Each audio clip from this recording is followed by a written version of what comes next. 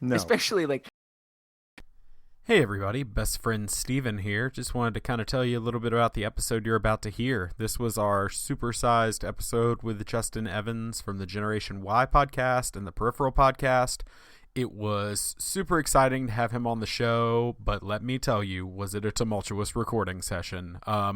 We had a lot of fun. At one point, the basement that Justin was recording from, some storms went through and the whole thing lost power. So we lost him for part of it during the game. So I will probably break in mid-episode and explain to you what happened there. But this one was a load of fun, and we managed to get the recording done despite the storms and everything that tried to fight against us. So we're really proud of this one, so I hope you guys enjoy it. Thanks. Hey, this is your best friend Kathy from San Antonio, Texas, and you're listening to Is This Adulting?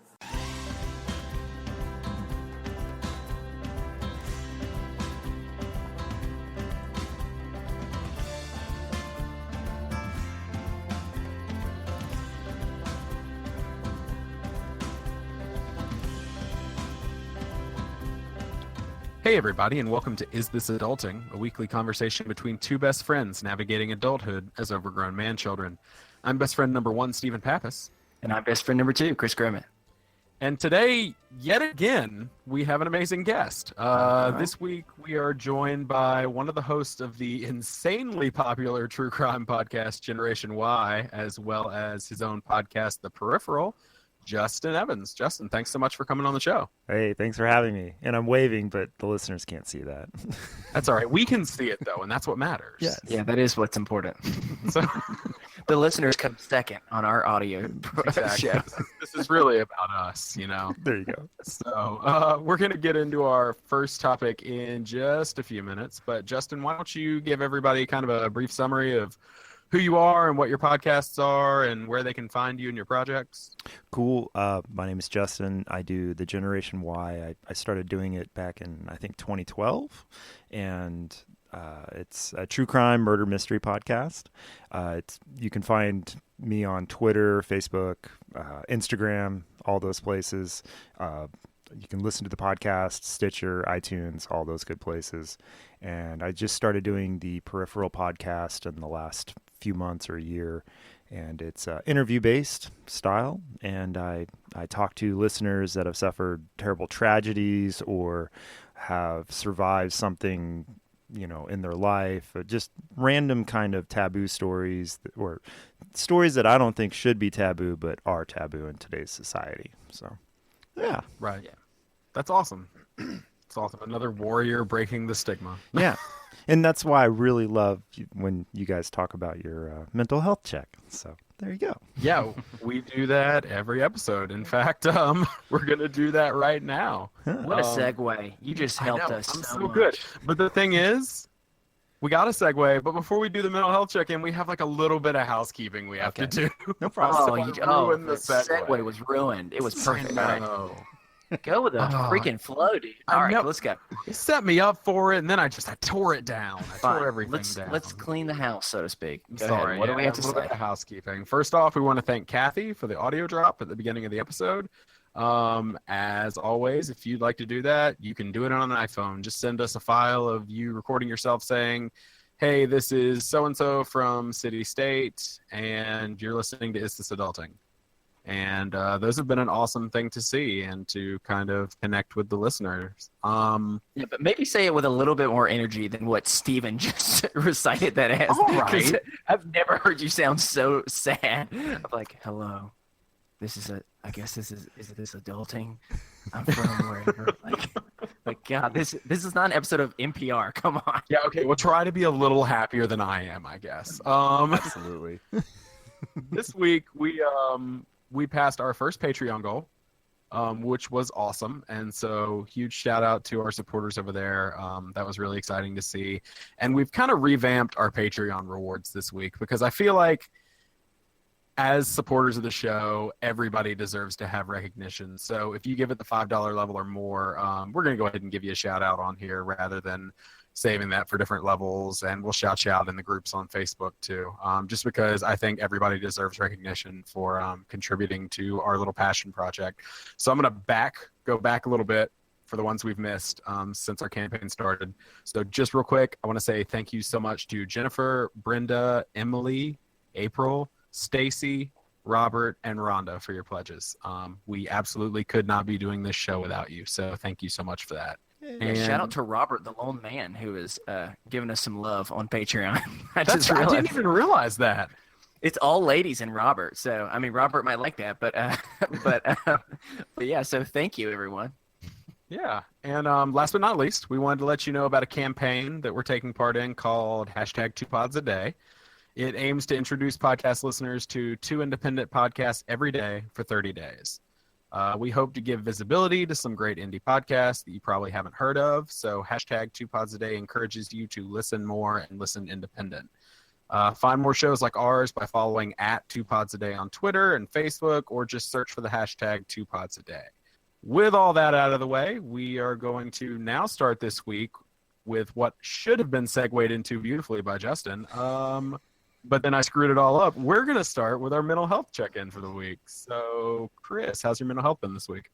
Now you want to know how I'm doing, huh? Yeah, I do. I see how it is. Well, let's see here. Once again, it's kind of been a week of ups and downs. I will say, I can't go into a lot of details right now, as long story why, but today, if I'm being completely real with all of you, especially the 2 people that I'm currently doing a podcast with, I'm about to be real honest, and today sucked real bad. But one of the things that helped me get through today was being real pumped about tonight and being able to record and everything. So I was super excited about that. So yeah, has not been a great week, truthfully. Been stressed, been depressed. Wasn't trying to rhyme there, but all things considered, I still have some good things going on in my life, and those are the things that you hold on to when you got a bad day. So that's me. Who am I sending it to again? I guess I'm sending it over to Justin. Sure, yeah. I'm so silky. Keep going. I feel good, but my wife does suffer from depression and anxiety.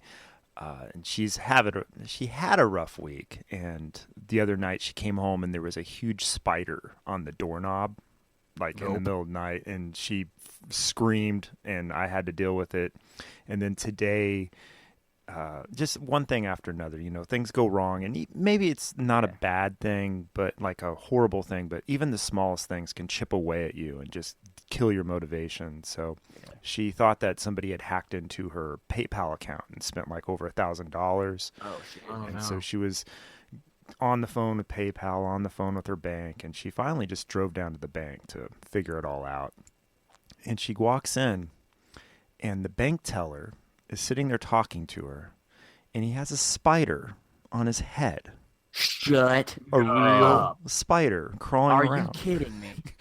And she says, "You have a spider on your head."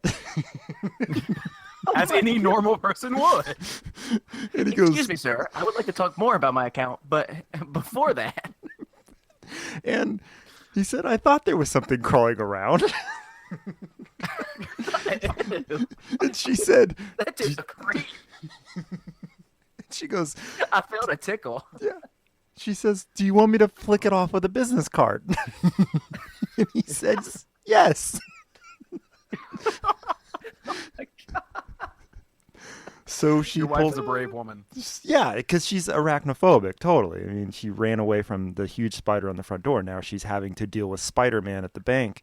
And yeah, literally Spider-Man. Awesome. I love that reference. And she flicks the thing off his head, and she finds out that it was an actual legitimate transaction, but it was mislabeled, and it was processed days later, so she couldn't associate it with it. Oh. So everything got better for her. And then she told me the story about flipping a spider off somebody's head, and I cracked up, and that made her crack up because she wasn't thinking it was funny at the time, I guess. Gosh. Can I say that I'm super proud of your wife for getting over that fear, but I'm also a little bit sad because I wonder, like, did we actually prevent Spider-Man from occurring in that moment? I know. Might have. One day a banker, next day saving the world. But hey, it's okay. I'm proud of her. That is awesome, though. But she's like, the spider's what started off the stressful week. And of course, it comes back around but somehow on a banker's head. Yeah. Oh my gosh. Yeah. So I wish you would have punched him. I mean, obviously, I don't want him to be punched, but what a great story that would have been, sir. So aggressive.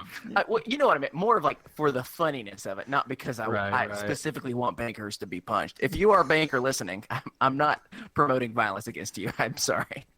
all right, I think we should take a hard stance. all right, No banker punching. follow that one up, Steve. Yeah, please I help us can't. get out of this hole.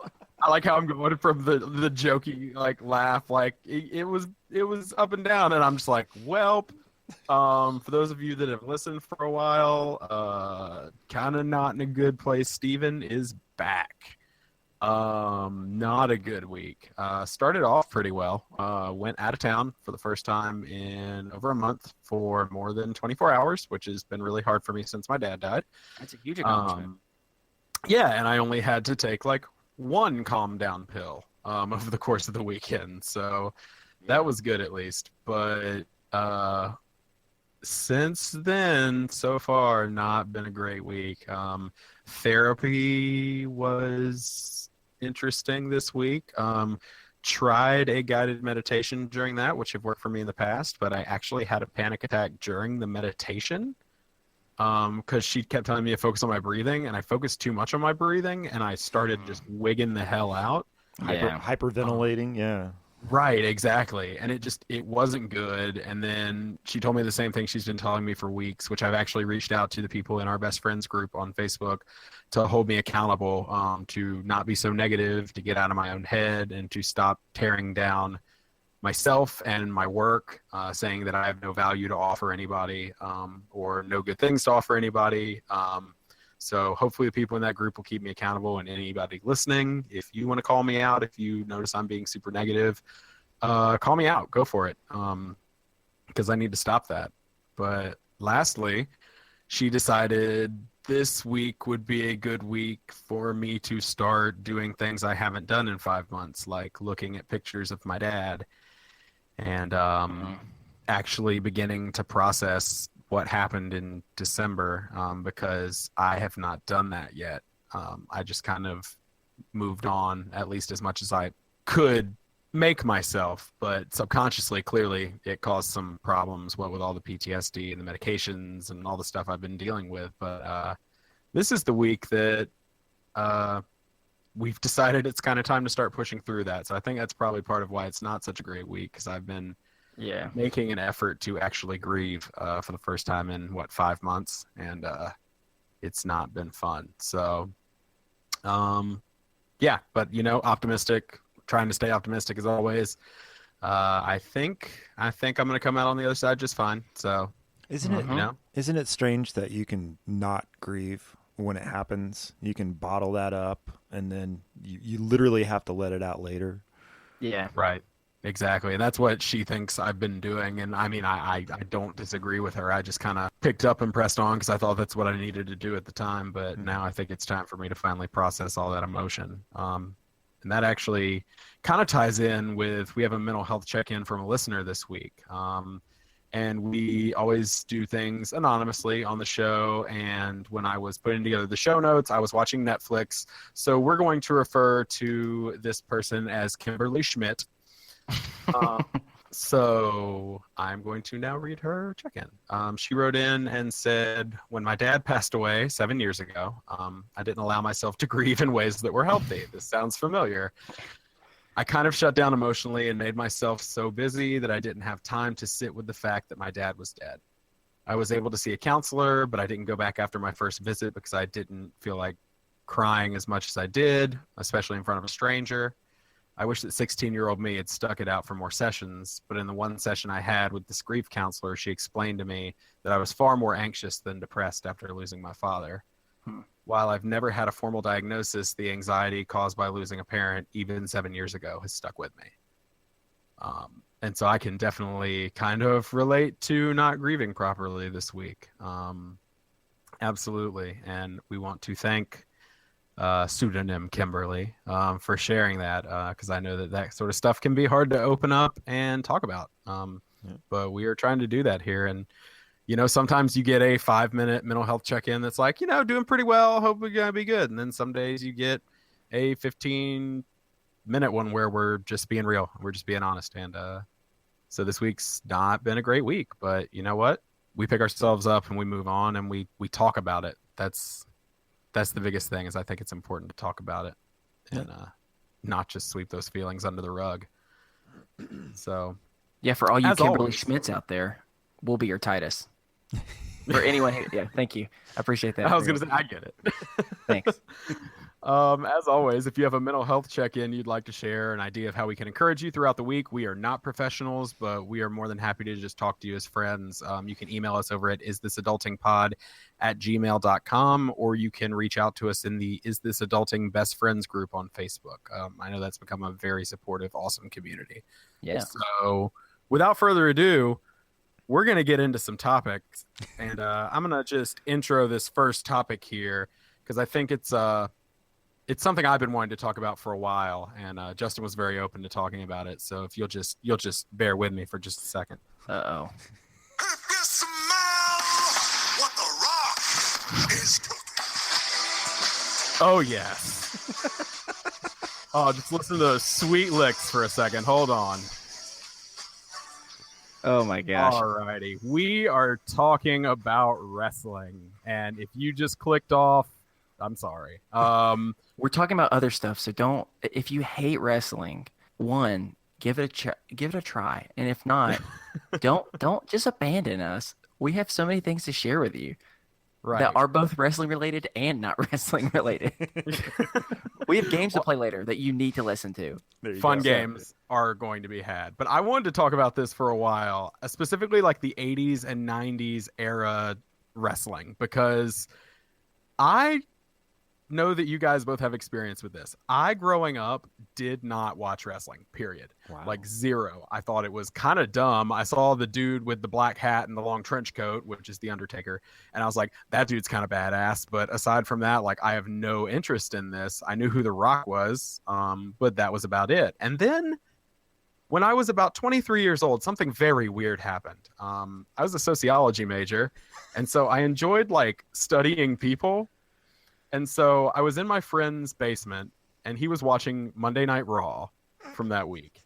And I just remember, like, making fun of him for the 2 or 3 hours that the show went on. But I realized as it was going on, I was getting more and more sucked in and fascinated by, like, what culture surrounds wrestling, because there is a wrestling culture. And so I got more and more sucked in. And, like, by the end of it, I was paying for pay-per-views. I was subscribing to the WWE Network. I was going to live events, and I was rewatching the Attitude Era and the 90s wrestling that I had missed as a kid. And I will not even begin to lie. I loved every freaking minute of it. And so I just want to kind of talk about that. The first thing I wanted to kind of address with that was, like, what are y'all's entry points to this? Like, where were you when it came to wrestling as a kid? Do you want to go first, Chris? You go ahead. Steve? I'm getting prepared over here. Okay. For something big. I was a wee little kid. I probably was like 6 to 8 years old, and I was living in California at the time. I had one best friend named Maurice, and we would watch the hell out of WWF. Ricky the Dragon Steamboat, British Bulldogs. You always have Hulk Hogan and Macho Man and Roddy Piper, and God, there was so many, and we would watch that. And then we collected muscles, little guys. Oh, are those the stuffed ones? No, they were like plastic. They were tiny. Yeah. I know what you're talking about. Okay. Oh, I have no clue then. And then there was a wrestling thing where you could put the muscle guys in it, and it was a ring, and then you'd move the little things. It was like a Rock'em Sock'em thing, but with the figures. I lived and breathed that for most of my childhood. But I have to say that by the 90s rolled around, by the time The Undertaker was kind of taking hold, was about the time I got out. Interesting. So you missed what most people consider like the golden age of professional wrestling. Yeah, it was like The Undertaker and The Ultimate Warrior, and I was gone. Really? So you missed The Rock, and Yeah. you missed Stone Cold Steve Austin and Mankind, and Yeah, I know who they All that all crazy are shit. because they're huge names, but Right. I wasn't watching at that time. And then when like CM Punk came over to the UFC, I'm like, who the hell's this guy? And they're like, well, he was a champion over there, and I'm like, oh, okay. Well, I'm yeah, like, he was terrible in UFC, but his stuff on mic in WWE, that dude like put him in movies. Like Yeah. he acting and improv, dude can talk. yeah. And I thought, because I realize, okay, it's fake, but it's not fake. They're getting beat up. They're getting knocked around. So I thought, well, CM Yeah, Punk's yeah. been knocked around, so he could probably take a few shots, right? I mean, he might do pretty I mean, good. He got knocked around, that's for sure. Yeah. See, so I was also super into it growing up. I mean, you gotta understand that I was the definition of a little rural southern like hick, and I loved it. I was all the time. If I wasn't going to wrestling related events or watching it on TV, I was going to oh my gosh, what in the world? What's Gravedigger? I just put monster trucks. Yeah, Yeah, monster I would truck be rallies. going to monster trucks, like back and forth, wrestling monster trucks. Like that was my life for a little while. And you have to just imagine, like especially when I was young. I mean, I talked. Like when you go like to a movie and you see like the most adorable, cute, like British child that's talking like this to their mother. You know what I'm saying? And you're like, oh my god, I love it. I was like that, but I was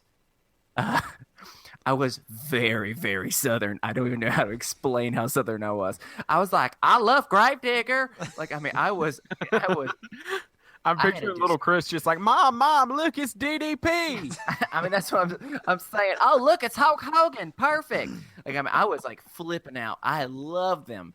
And for me, what was interesting was like, so I had the exact same, like, mental breakdown over wrestling that I did with Santa Claus. Like, and by the way, if there are children listening right now, parents, I'm going to need you to stop. I think you understand what I'm getting at, so you may want to put this on pause. I'm going to give you the appropriate amount of time. So kids, don't listen. Just don't ask any You don't want to questions. hear this shit. But okay, well that's mean.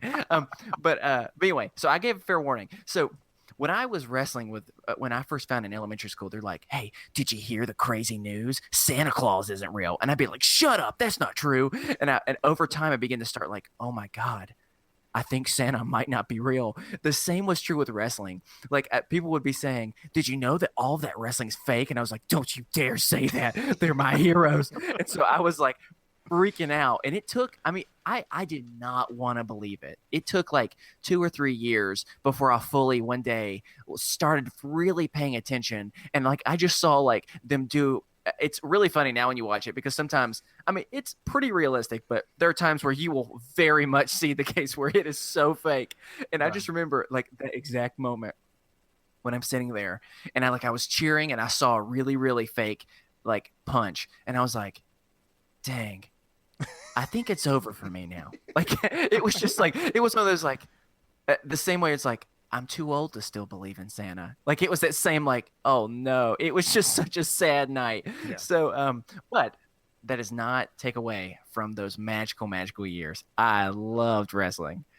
However, I was under the impression that Steven and I don't know about you, Justin, have very different opinions of which wrestling, like how should I say this? Which wrestling federation you should be cheering for.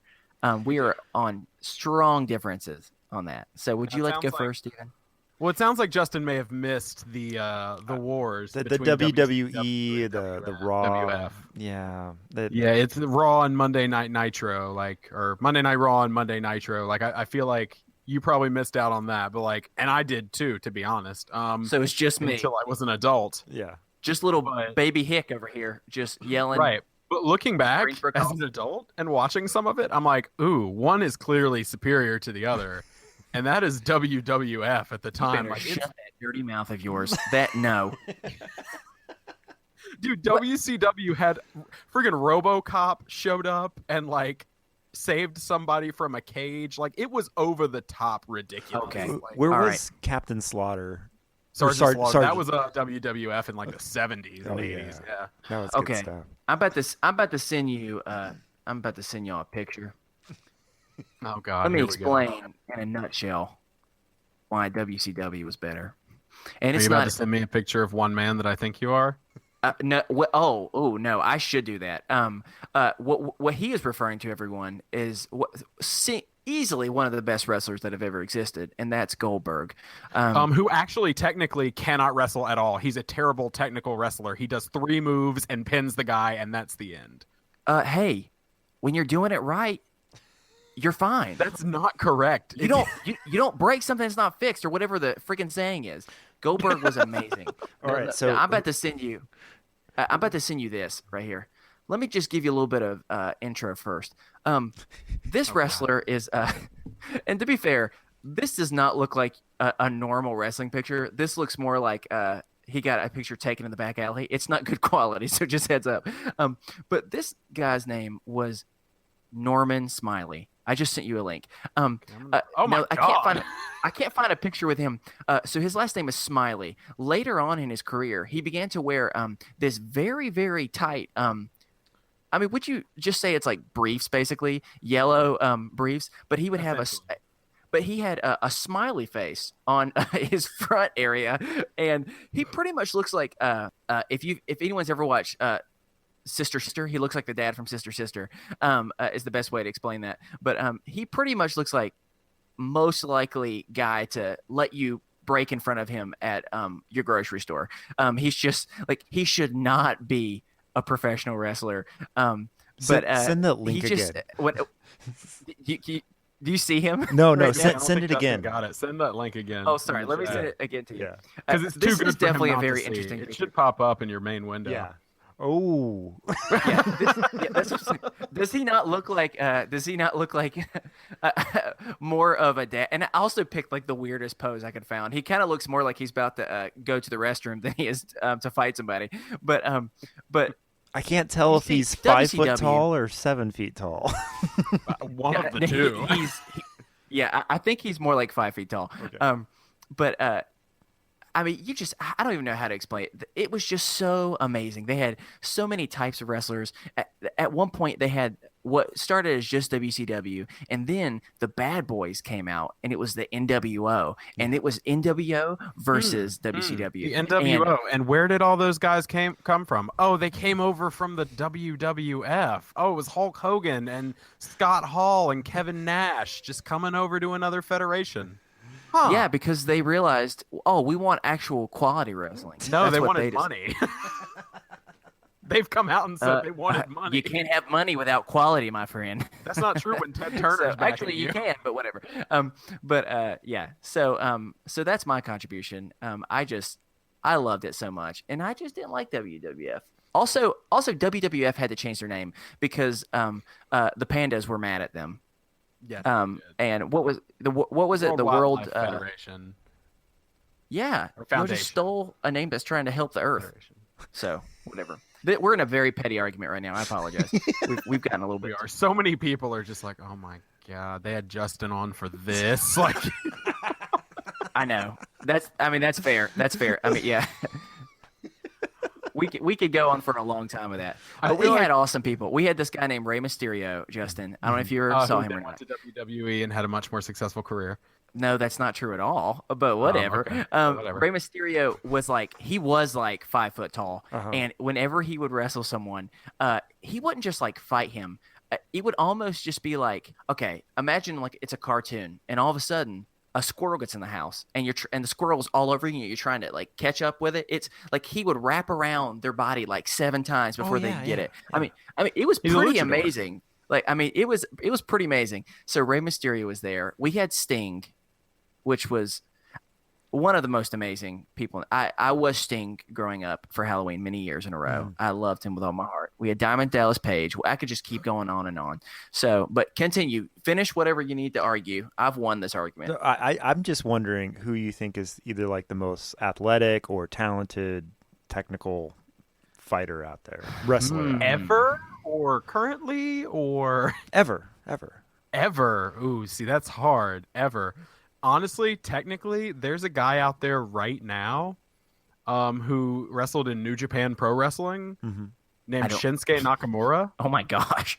who has just come over to WWE and is making his name there. He might be character-wise and technically one of the like strongest strong style quote unquote wrestling, so the chops and the kind of more classic style wrestling, Cool. but with a little more acrobatics. Maybe God, I just feel like ever. we got into like a deep dive, a part of the internet that only Steven lives, and it's really making me uncomfortable. No, because there are other wrestling people. Adam is out there listening right now. I know he is. And there are other wrestling people listening that are like, oh, no, I know exactly what you're talking about. Yeah. But like back in the day, I mean, technically it was hard to beat Chris Jericho in the 90s. Mhm. And even further back in the day, I think Ricky Steamboat might be like one of the best of all time.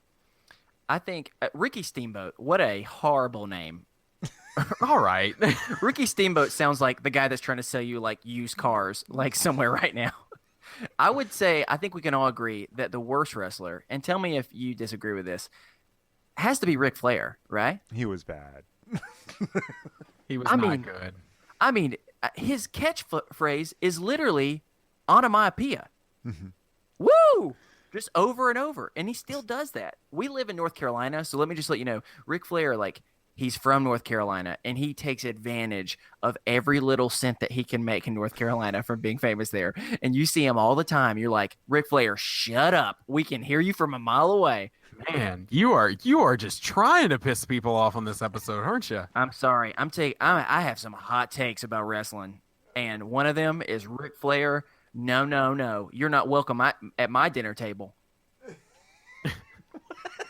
How How about Maybe I've never said that phrase before, so I don't know where that came from. I was but- gonna say, I would like to pose, Justin, your question back at you, though. Do you have an opinion on who you think is like the best? I was always super impressed with the British Bulldogs because they did the acrobatics and stuff back that's in really the good. day. That's true. That's true. Did Jimmy Superfly? Did he ever do some crazy stuff?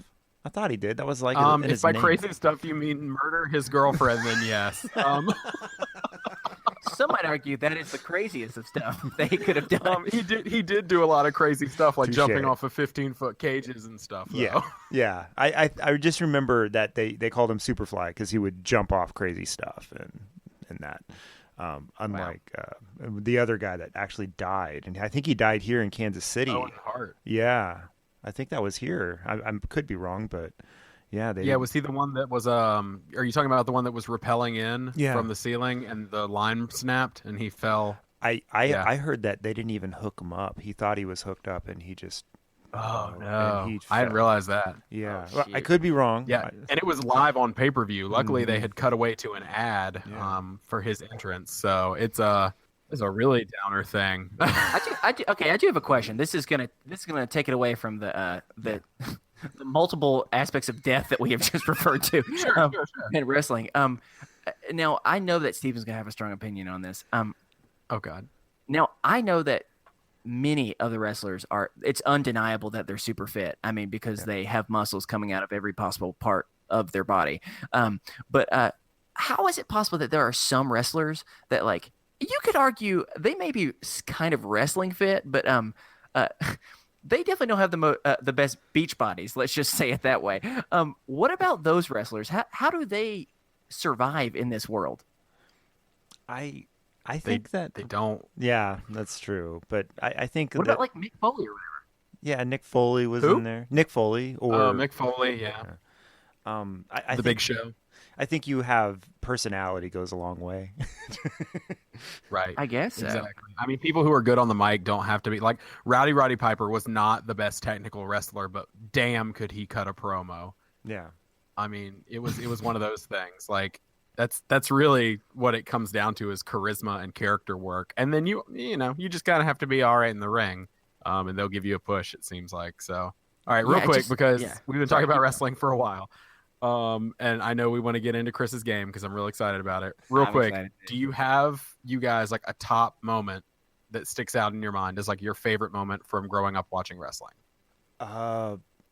It was one of the betrayals. I'm assuming it was like Mr. Wonderful and Hulk Hogan or something. It was one of the times when two guys that are real tight, then they turn on each other. Those are always exciting. Yeah, it was one of I don't remember if it was Mr. Wonderful and Hogan or if it was somebody else, but there was one of those where I was like, what? Look, yeah, I'll tell you. I don't know which one it is. It's one of these two for me are the most memorable. One, when I was talking about Rey Mysterio earlier, when he was demasked, when they grabbed his mask and took it off and it was ripped off. I think I actually cried. I'm just gonna be honest with you. That is like, just imagine little country Chris out there just boohooing it up because Rey Mysterio's face was shown. Or it might have been when Sting, who I also mentioned, all of a sudden started coming from the ceiling, like down the rafters on this wire and just on there. And no joke, to this day, when I think about that, I get freaking cold chills. And I know for a fact I probably wet myself because I was just flipping out that my favorite player. And also, you hear the music and you're like, where is he at? Where's he at? And of course, the sideline people are like eating it up too and playing it. And all of a sudden, they like pans up and he's way at the top of the rafters, slowly going down. So one of those two are probably my biggest moments.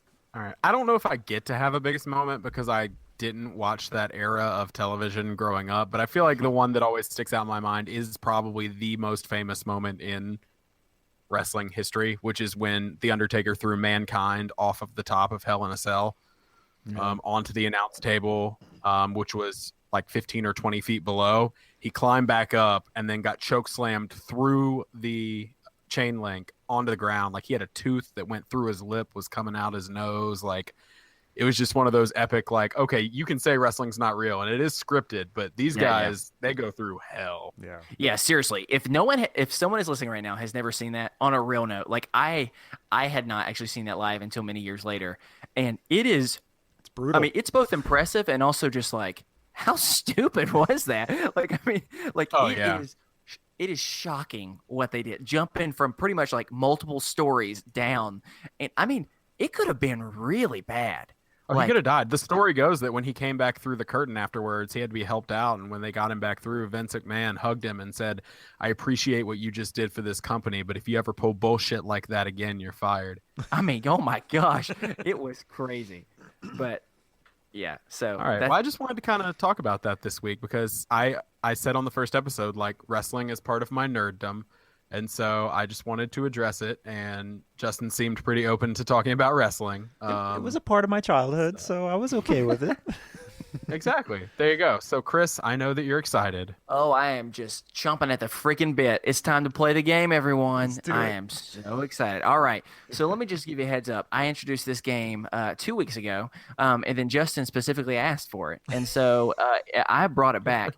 But last time when I brought this game forward, I didn't have a name. The game is I find really weird stuff that was sold on the internet, and then I make you guess how much you think it is. And last time I didn't have a name. However, this time, I think I've got it. So we call this game The Price Is What? Was that a little bit too much? No, that's perfect. Okay, good. And I would have nailed the grilled cheese sandwich with the Virgin Mary on it. Really? Would you? Yeah, because I remember when, dude, I remember when that thing sold. I was watching it on eBay. Of what my competition is capable of, guys. Well, I'm excited. Well, Justin, in honor of you, the majority of these have some type of connection to you in some way. Okay, let me be clear. I didn't come into your house and sell a bunch of your crap over there. Now it's up for sale on eBay. Yeah. So, you'll understand soon enough. So the first one, the connection is mostly, honestly, just you share the same name.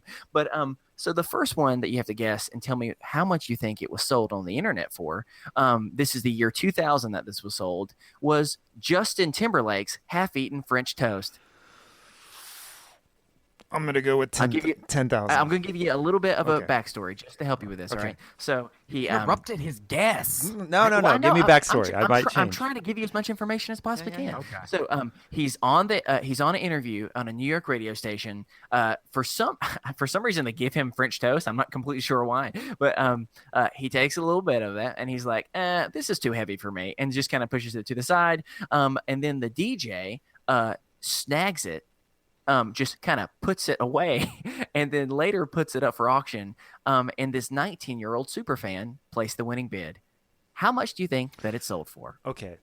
More information has come to light. So it's a DJ guy snagged it in a 19. Hey everybody, best friend Steven here. So, at this point in the show, Justin's power went out. Apparently some gnarly storms were tearing through where he was, and we lost him, and Chris and I talked for a few minutes, and then we got Justin back, and all was well. But for some reason, when the power went out, we had some issue recording the next little section, so I'm just going to fill you in on what happened real quick. So, for Justin Timberlake's French toast, Justin came in with a strong guess of $5,000. But I thought to myself, this is a 19-year-old. She doesn't have $5,000 to spend. And so I lowballed him with $1,200, which is still more money than I have. But I went ahead and shot that out, and lo and behold, it sold for $1,025, so 0.1 for Steven. And then we moved on to our second item.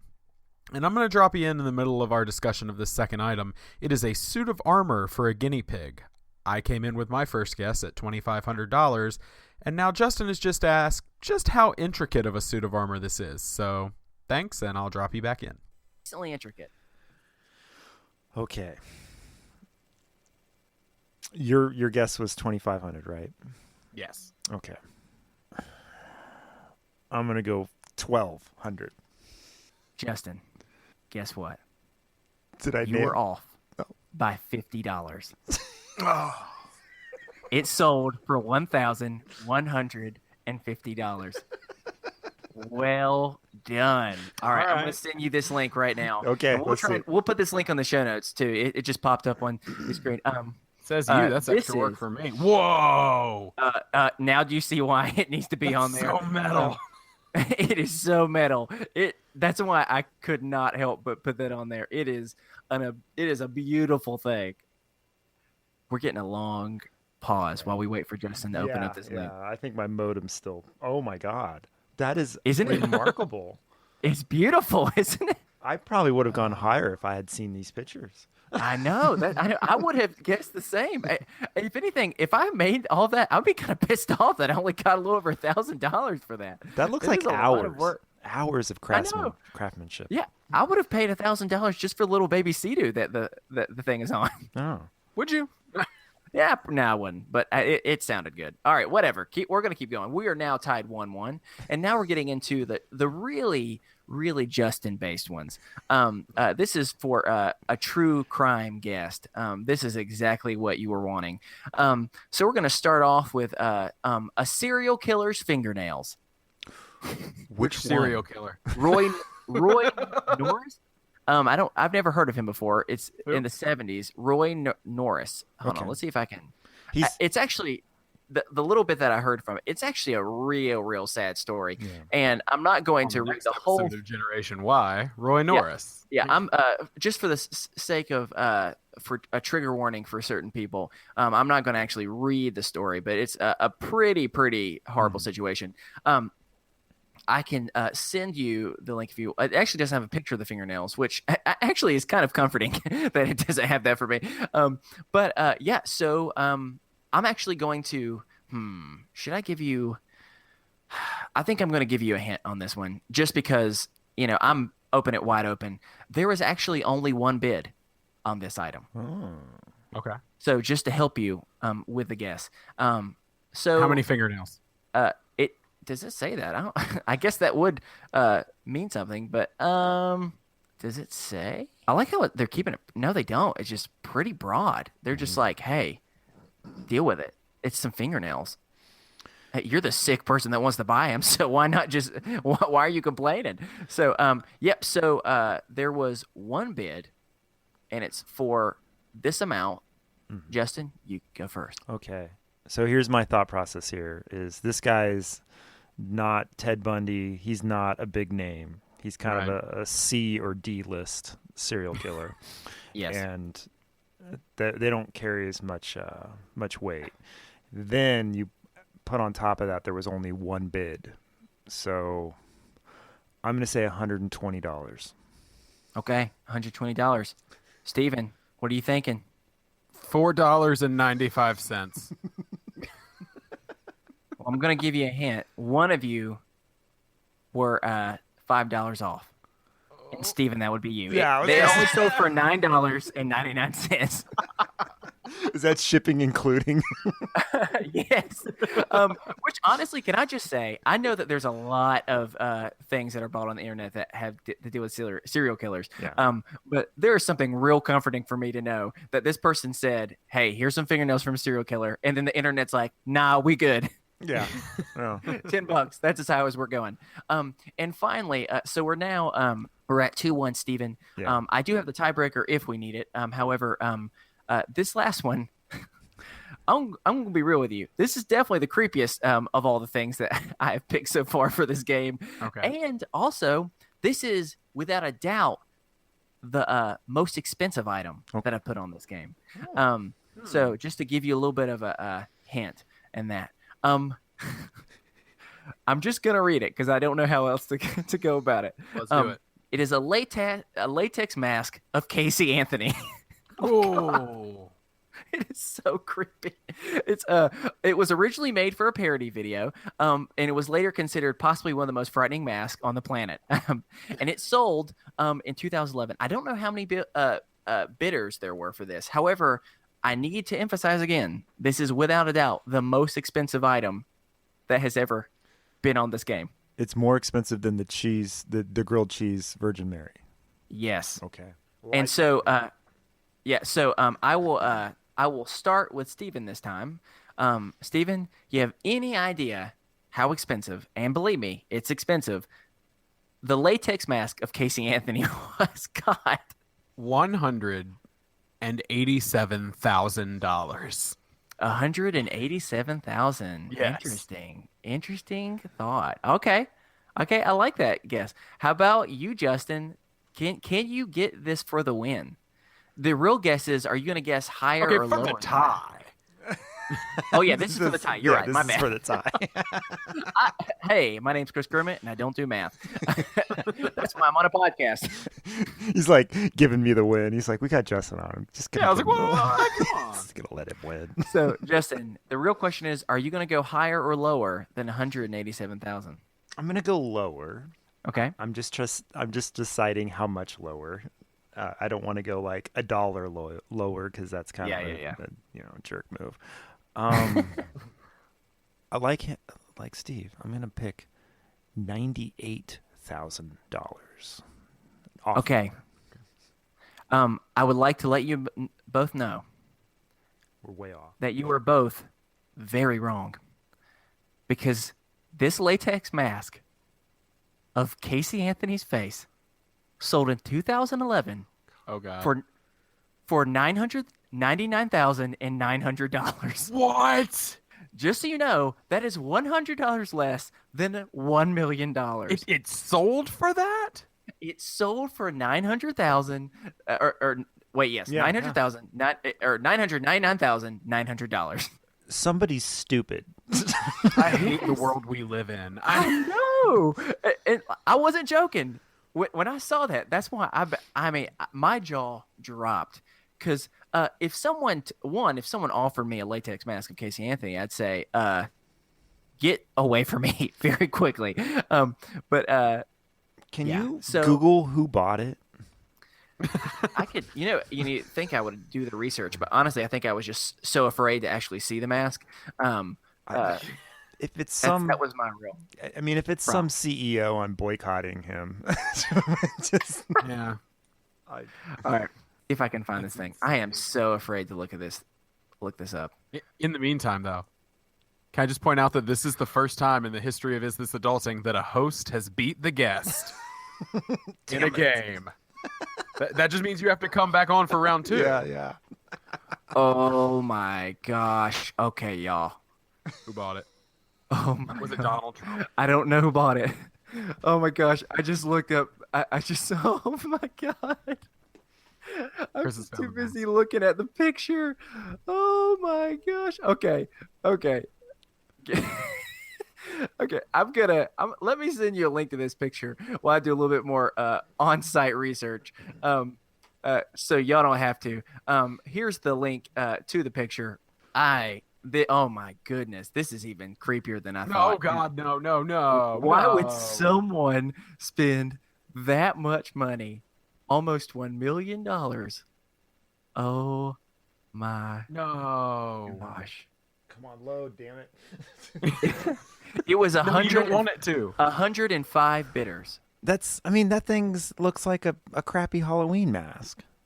Yeah. It's also a nightmare. I mean, I will be seeing that mask tonight when I go to sleep. I don't think. Yeah, it doesn't say who bought it, and I don't know We'll never why. know. But Somebody drops yeah. a mill. I That's believe it was Papa John because they're a terrible company anyway. So it was Papa John. Everyone boycott Papa John's. oh my gosh, yeah. So I'm gonna close that and try and do a good old fashioned exorcism tonight to get that out of my brain. But yeah, so Stephen, congratulations, you did win. However, I am going to, just for fun, we'll do a quick tiebreaker. This has nothing to do with Justin, but this is just had to do with me. I enjoyed it. Did you know that at any moment, any of you could get your own personalized Hogwarts acceptance letter? And it's only how much money? I made one once, so for like $12. So, All right, so you're saying 12. yeah. All right, Justin, what are are you you saying? seriously saying 12? He's saying $12. Oh, Well, I said that was what I made it for, but Chris assumed that was what I was saying, so I'm saying 12. I'm gonna say 40. 40? It is only $10. So everyone, you gotta go out there and you gotta get yourself a freaking Hogwarts acceptance letter. I mean, okay, which would you rather I'm buy dancing. for Sorry. $10? A Hogwarts acceptance letter or serial killer Roy Norris's fingernails? I would to go with the fingernails all day. I was gonna say you're talking Actually- to a true crime host and a true crime nerd. So Actually, I think the answer Justin, is what no I think I'm surprise. going to do is I'm going to get a Hogwarts acceptance letter for you. I'm going to sprinkle in Roy Norris's Yeah. fingernails and it's only $20, and that's going to be my gift to you. But so that is this recent or not this recent episode. That's for now. What am I trying to say? God, I can't speak. That's I it for this That's game. it for now for the most recent installment of. The Price is what? Sorry, There you go. I'm still freaking out about Casey Anthony's mask. So we're gonna have to just keep going. But man, woo! We're going to keep on rolling with this super-sized episode of Is This Adulting because I talked way too impassionedly Gosh, calm down. about wrestling. So when I asked Justin, hey, Justin, what do you want to talk about? He immediately, basically, without hesitation, was like, boy, do I have some Uber stories. Oh, my yeah. Oh God. And now I want to hear him because he said the whole idea of sharing culture, Uber and Airbnb, he kind of wanted to talk about. So I want to hear about it. Okay, so the latest, I was just out in Los Angeles for business, and we took several Uber rides. Right. The first one, oh God, let me see, was a young Asian lady who was kind of acting weird, and she was driving sort of erratically, but driving erratically in LA, that's just how people drive out there. Yeah. And her brakes were squeaking every time she'd slam on them. Oh no. And then all of a sudden she starts smelling her fingers. And she turns to me, and I'm sitting in the front seat, and my wife and her friend are sitting in the back. And she turns to me and she goes, do you smell gas? And I'm like, no, I don't smell anything. And she's driving, and I'm actually thinking, is she going to kick us out of the car? Like, there, and she's like, my gosh. she's like, I smell gas. And it's a Prius. So like, is there any gas in this thing? Like, and eventually she's like, oh, I just filled up. I'm like, well, maybe you just got some on your hands, like it's cool. And she's like, well, if you don't smell it, then it's probably not bad. And I'm like, well, if you got some handy wipes or some hand sanitizer or something, that'd probably help. I've been just trying to kind of tone her down because she looked like she was freaking out. And she goes, no, I used that and it didn't work. Oh my gosh. So then, of course, my wife starts texting me from the back seat. Oh my goodness. Oh, she's like, do you smell gas? I'm just like, stupid. So you're saying that you have had many encounters with Uber. Okay. Yeah. All right, go ahead. You got another one for us? I got 3 more, but I'll just tell you. Keep going.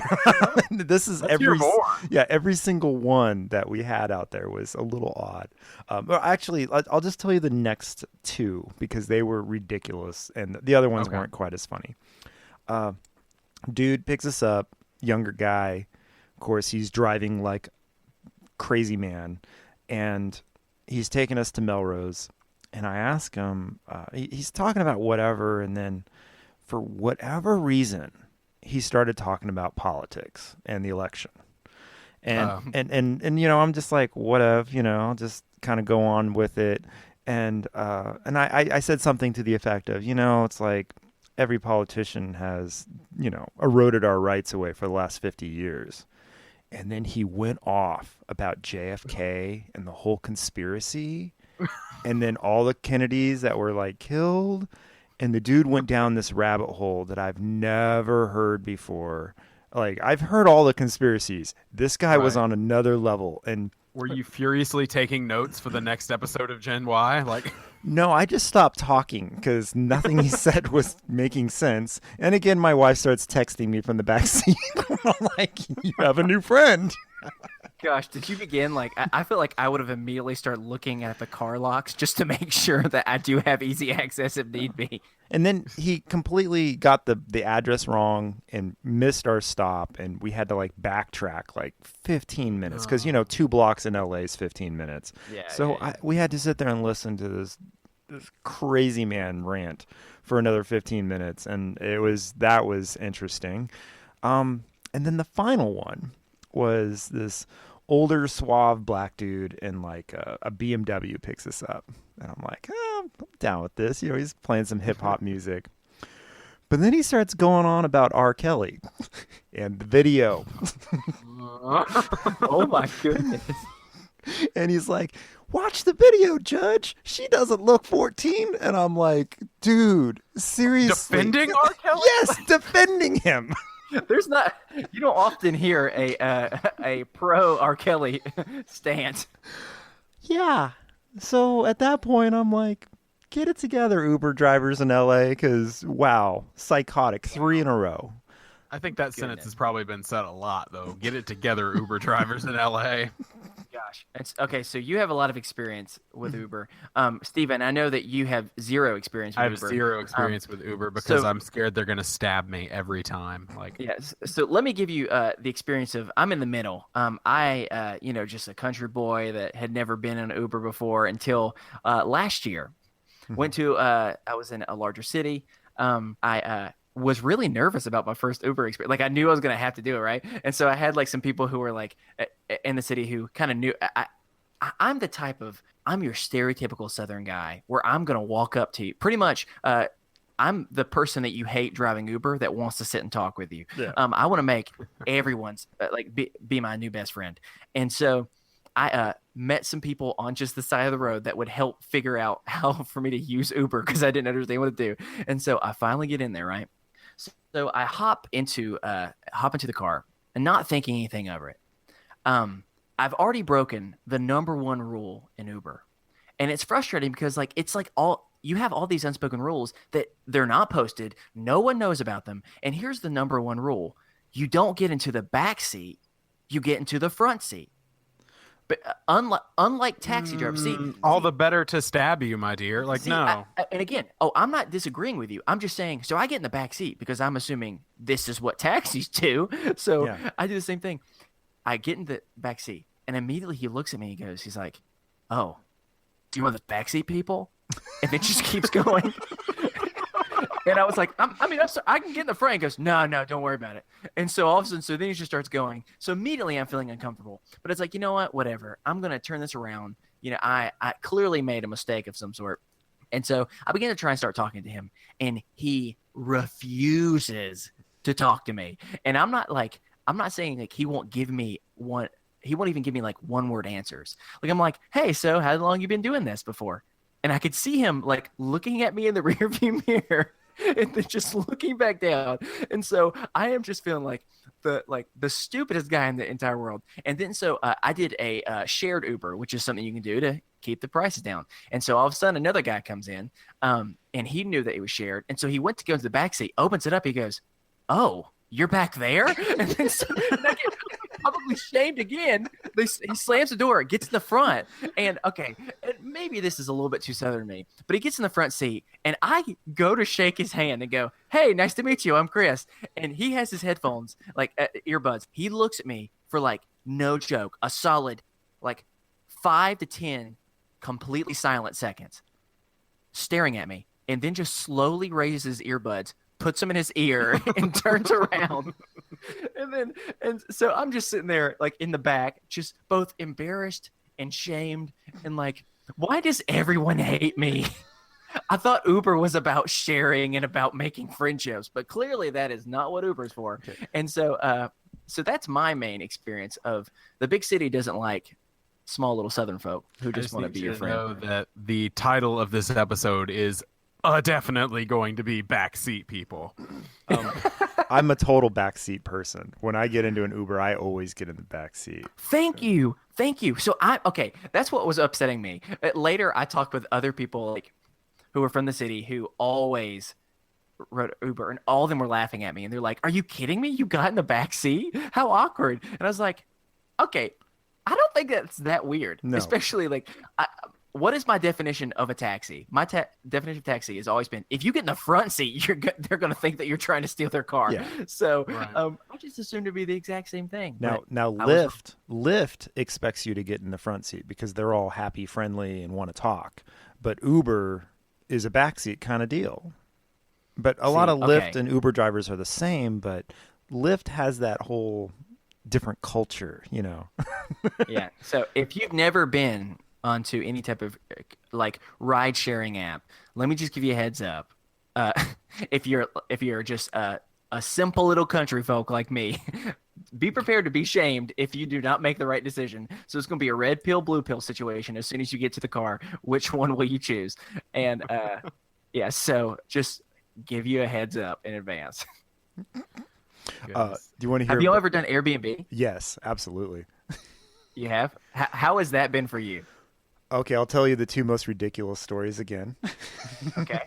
The first one, as you know, a lot of landlords will kick out people, or they'll leave apartments open to rent to Airbnb people because they make more money. So there was a really nice loft in downtown LA where we booked it, and my wife had booked it, and we get this 10-page list of instructions of how to get in. And so you go up to the gate with your car, and then you have to dial the number. And apparently she has it call forwarded from her landline in the apartment to her cell phone so she can buzz you into the garage. Yeah. And then once you get in the garage, you have 60 seconds to get out of your car and go over to the door, which will be buzzed in at the same time as the gate. Okay? Oh, gosh. So if you don't, you have to call her back and she has to rebuzz you, which is weird because anyways. Then she tells you how to get on the elevator, and and this is the other thing is when she buzzes you in through that door, you have 60 seconds to get to the elevator. Is this not sounding like Mission Impossible at this point? My goodness. Horrible. Okay, and in her instructions in big bold letters is do not speak to anyone. If anyone asks you if you're, staying here, you're staying with a friend. So she's totally breaking the rules. Yeah. Doing this. And so when you get in the elevator, you got to buzz your way into the elevator, and then you get to the floor, and she just leaves her door unlocked. So you just go into the apartment, and then the keys are in the drawer in the kitchen. And then you use the keys. And when you leave, you just leave the place unlocked. But it was like this whole Mission Impossible thing just to get into the place. It was It's like just assembling a piece of IKEA furniture. Oh, It's just like yeah. vague instructions that are all very stressful. I just love that she's totally doing this illegal, and she's like just owning up to it. Like I'm sure one of the rules was like, if you see someone, you have to ask, "Are you a cop?" Because you have to tell me if I ask. Yeah. Like that's pretty much what I'm getting from her. The other awesome Airbnb story I have is I was going to Portland, Oregon, and I just set up my Airbnb for the first time, so I didn't even have like a profile pic or anything, and no rental history or anything. So I'm like trying to book places, but they're denying me because they can do that. Mm-hmm. And I'm in the gorge. I'm driving, and so I'm spotty service. But I find this place that's sort of a hostel / private room place, and it's run by Peacock and Tiger. Interesting. Like that's their names. Oh yeah. Oh yes. Tell me more about Peacock and Tiger. Shit, I hope I'm getting their names right, but They missed their calling as wrestlers, by the way. well, Peacock is his wife, I think, and Tiger is the man, or vice. I don't remember. I mean, peacocks are normally the men because but anyways. So I forget which one's which, but they're the only ones that reply to me and say, "Yeah, we got a place," and I'm like, "Well, shit, let's do it." So I get out of the gorge and I get signal, and I'm like, "Is it still available?" They're like, "Yeah, absolutely." I'm like, "Cool." So we get there, and in their auto reply, they are motivational life coaches. And I could get a free 30-minute consultation with my rental with them. Tell me you did it. No, what the fuck? Oh, come on, Justin. I know. Oh, I'm looking it up right now. Please be on the Yeah. internet, Peacock and Tiger. Yeah. Because I want them to come on for an episode. Yeah, so badly. Do Peacock and Tiger Airbnb, and I swear it'll come up. All right, I'm looking it up. Keep going with your story. So we get there, and I have booked a double bedroom because I'm with my friend, but we walk in, and you have to take your shoes off in the front area. So there's like a pile of shoes because there's like 20 people staying at this big house in Portland. And there's a sign on the front door that says no like soliciting, no congregating, no smoking, no hanging out on the front porch. So I'm like, okay. But there's a guy sitting on the little swing bench smoking cigarettes, drinking coffee. And apparently that's Tiger because he doesn't follow his own damn rules. And so they're huggers. They all hug. And Oh, good. and there's another dude sitting on the couch with his earbuds in and on his computer. And then there's a chick over on another couch because it's like the public commons area inside the house where you can just hang out and get to know your fellow travelers. And then you go upstairs and it's all wooden floors and wooden stairs. And the stairs are really steep. And you're wearing socks because you had to leave your shoes. Oh, no. I swear I'm dragging up my 50-pound luggage up these stairs and I slip. I fall down 3 steps. And I get up there with my buddy and there's Hit your peacock pretty hard, I guess, right? Yeah. Exactly. Broke a feather. And there's a sink in the hallway. Sure. Okay, it's like a corner sink and this little... So I'm like, okay, all right, whatever. And this is way too much information, but the story is just not as good if I don't say it this way. But I have bathroom phobia. I do not like using public bathrooms. I don't like using bathrooms where people are close. I like a nice private bath where I can lock the door. Don't we all? Yeah. So there's one bathroom in this house. One. Okay. No. Oh my And goodness. for 20 people, and you have to sign in on this chart when you want to use it for a shower or whatever in the mornings. Oh, I thought when you in 4 hours I'm gonna want to take a number 2. Yeah. So. and not only is that, but there's a door to the bathroom from the hallway, and then there's a door in the bathroom that goes to a private bedroom, and it's right next to the toilet. So there's two doors. Oh no. No. I would have been gone. Okay, so just pepper in a little insult to injury. We go to Pok Pok, which is this crazy Asian place in Portland, and it's the most spiciest food I've ever had in my life. Oh no. And about 11 o'clock at night, maybe 10:30, it starts bubbling over. And I'm going to the bathroom, but nothing's really happening. And I hear the people in the room right outside the door talking, and they can hear me and my bodily noises. And roaring like a tiger. Yeah, and I'm like, I can't do this. I can't. Shit, hold on, my dogs. Oh, that's good. They just want to join in. Tell us more about your bowel movements, Master. Yeah. So hopefully they'll shut up here in a second. That's okay. Oh, that's good, man. We've had our dogs both bark on the show before, so we just kind of roll with it. While you're preparing, I just want to let you know that apparently Tiger and Peacock in the guest house that you stayed at, they attempted to fundraise on Indiegogo, which is just the other version of Kickstarter, pretty much. Yeah. Just for their guest house, like you don't get any rewards, I don't think. You do get. This is weird. Okay, so pretty much just like, hey, pay for us to be able to like have this as a guest house.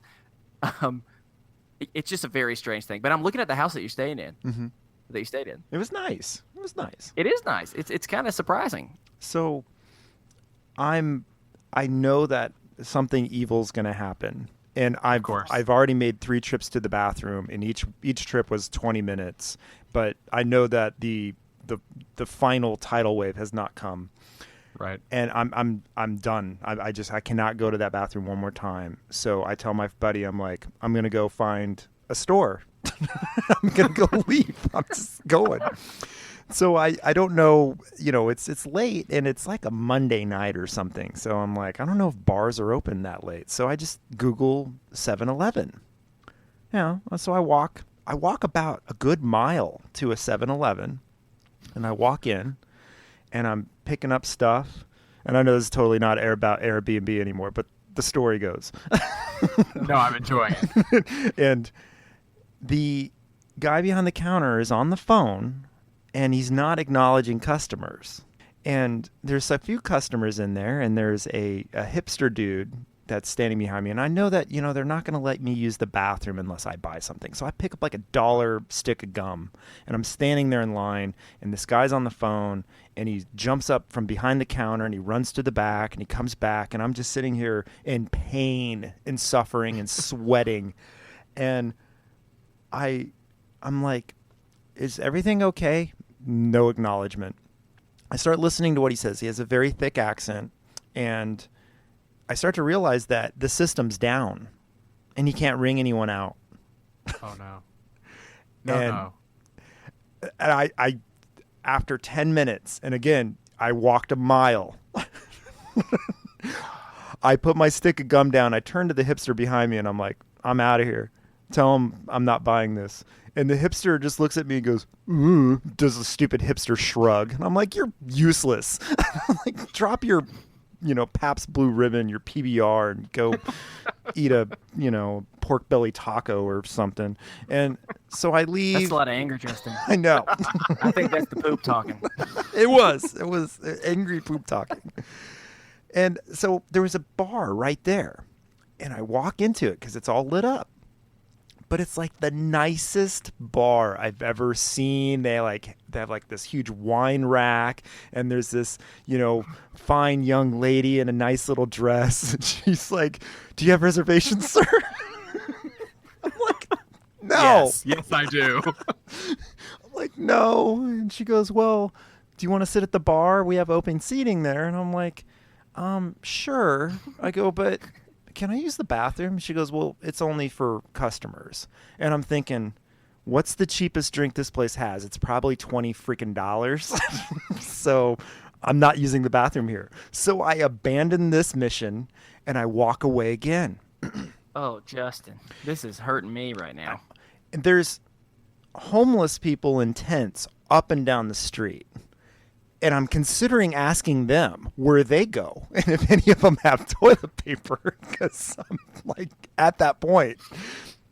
And finally I find this bar. It's called like, I don't know, like Batting 20. You know, it's some sports related bar. And I walk in and there's one local dude that just looks like he's about to blow his brains out at the bar.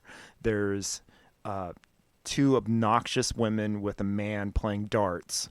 And the bathroom doors is, I have to walk through their dart game. And so I walk up to the bar, and in a squeaky voice, I just ask the bartender, I'm like, whiskey on the rocks. And he goes, gotcha. And I walk through their dart game, and I destroyed their bathroom. It was ring of fire, just utter destruction. And I was in there for a good 45 minutes. Oh my God. And I come back out and I sit down and my drink's sitting there and the bartender's like, I thought you left. I was like, no, I just had to go to the bathroom real quick. Sorry, man. And I'm like drinking and everything was perfect after that. And he was a really nice bartender. I talked to him all night long and I figured I just took an hour to accomplish this mission. So I'm going to sit here and enjoy my whiskey on the rocks and talk to this guy. And he told me about how he moved across country and all that. It's great. No one has ever earned a whiskey on the rocks like you did that night. And I think for the second week in a row, I am proud to say we're going to end the podcast on an intense story about shitting. Yeah. Hey, can I just let you know though? There is something I need to be very clear with you about. Yeah. So while you were sharing that story, I did a little bit of research. God. I have now asked Facebook friend request for both Tiger and Peacock. I found their real names, and they have got a story to tell. That's for sure. Let me just let you know that. I'm assuming Tiger is the female. I'm pretty positive that's the case. Just so everyone's aware, if you want to become friends with her, she studies desire-based life and sexuality at a place called One Taste. So if that doesn't make you feel uncomfortable and make you want to run away and just awkwardness, I don't know what will. God. But I'll give you some updates because I'm going to be friends with both of them. All right. Well, we'll have a Tiger and I almost said Tiger and Lily. We'll have a Tiger and Peacock watch. That'll be our new segment. We'll have Justin on again in the future, and we'll have to update him on what's going on. But for right now, I think we're gonna wind down. So, if you'd like to send us a topic for discussion or a mental health check-in, or you have anything else on your mind, you can send that over to us at isthisadultingpod@gmail.com. You can follow us over on Twitter at @isthis_adulting. You can find us on Facebook, either on our page or with our Facebook group. It's the Is This Adulting Best Friends. If you want to join a part of the movement to talk about what's going on in your life, as well as just find whatever awesome clickbait you can find online that you want to share with somebody. It's a little bit of a catch-all. You can go out there and please continue to spread the word by subscribing, by rating and reviewing if you could on wherever you get your podcast. Share this with other people. That's how we're going to have people find the show. Absolutely. And we are entirely listener supported currently. So if you like what you hear, please click on over to the Support the Show tab on our website, isthisadultingpod.com.